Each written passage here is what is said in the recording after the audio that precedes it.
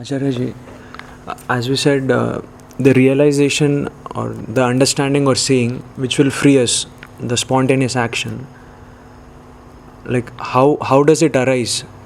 Because whatever I understand through my thinking, analysis, knowledge, I understand a bit. Like my understanding that doesn't help me free of my habits or like my question is how is my understanding different from the realization or understanding, the seeing what you are talking about? Like is it also born out of knowledge?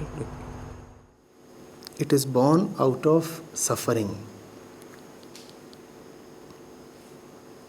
There is no other transformative force.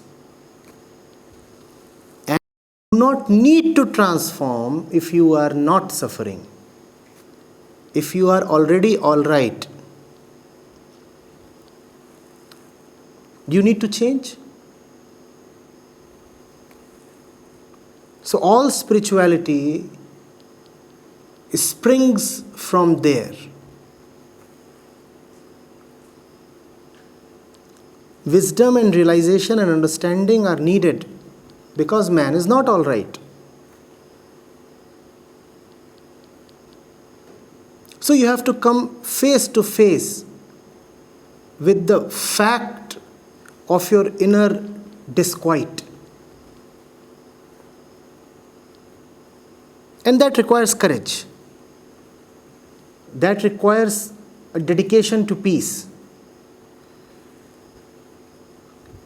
Why does it require courage? Because disquiet does not live within us carrying the name of disquiet. Disquiet lives within us carrying very lovely and sacred names. Names in which we have made a lot of investment. Therefore, to call disquiet as disquiet is a courageous decision.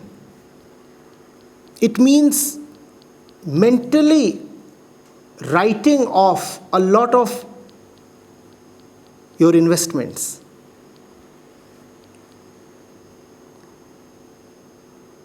Giving up on a lot of your assumed receivables. Hence, courage is needed.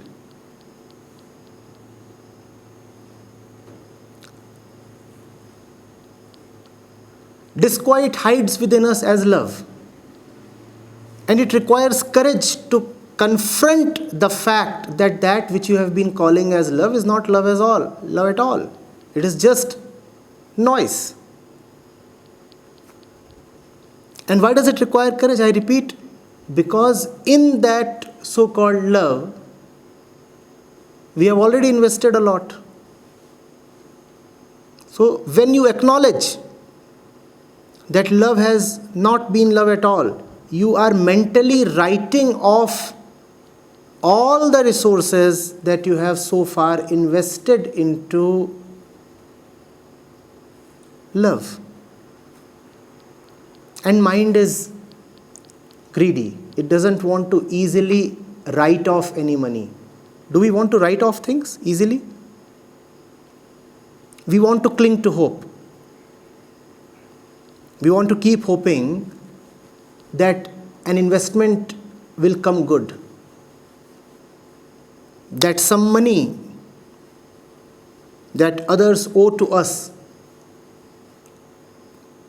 would be returned to us sooner than later. No? It requires courage to firmly write something off. It requires courage to realize that hope is useless, that you have invested in the wrong places,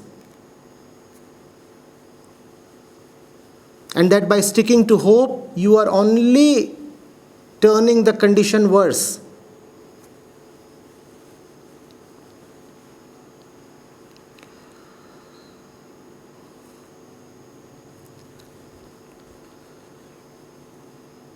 Sometimes situations force us to confront the fact Mostly we do not allow the situations to go so bad. Especially in the modern age. There is so much money and so much technology and so much entertainment.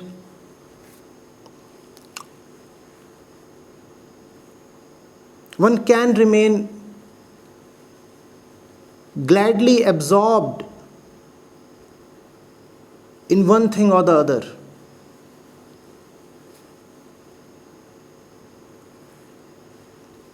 Science and economics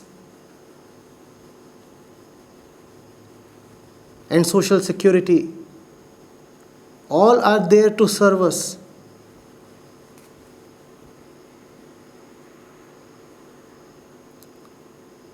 So they act as a buffer against sudden shocks of realization.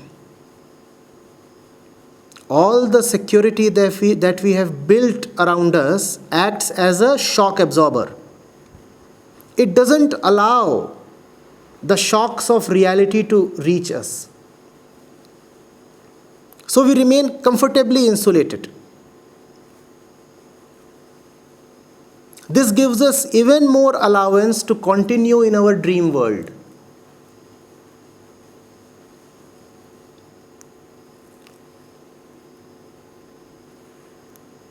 We never face the full consequences of our actions. Or even if we face them, we don't face them in one go.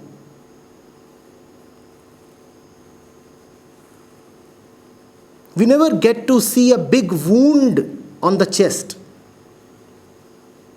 Instead of that big wound, our security systems ensure that we have 100 little cuts. Now 100 little cuts can never all be seen together in one go.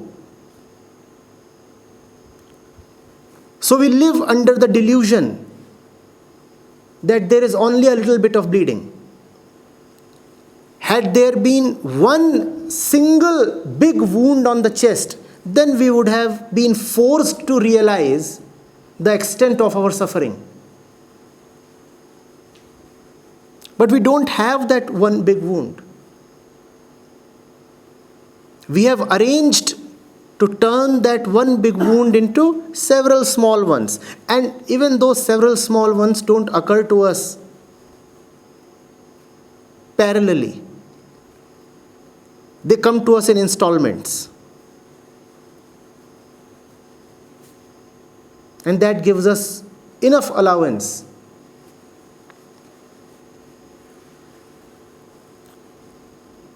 to keep deceiving ourselves and keep telling ourselves that all is all right. It's the credit card age, you see. If you don't want to know, you will never come face to face with the full extent of your indebtedness. You just keep paying the monthly dues.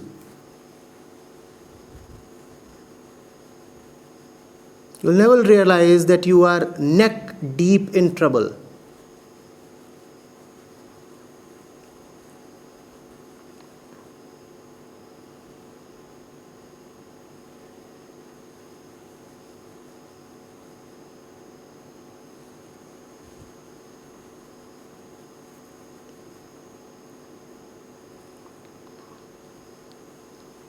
One has to then sit down and say, I want to know. I want to really calculate. I want to know the facts of it. I want to know the mathematics of it. Give me the right number. I really want to know how deep the trouble is.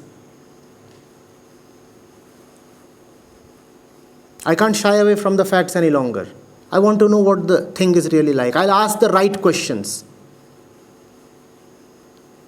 I must begin the right conversations.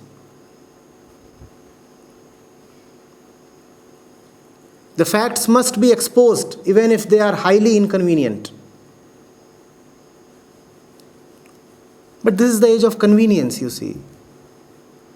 We just shy away from anything that is not convenience, not convenient.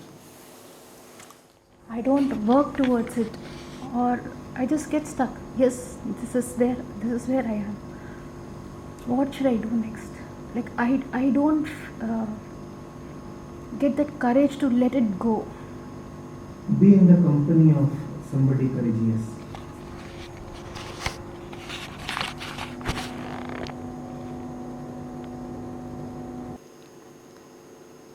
Sometimes it happens that a little initial push is needed from the outside. And then the power of your self observation is enough to keep propelling you.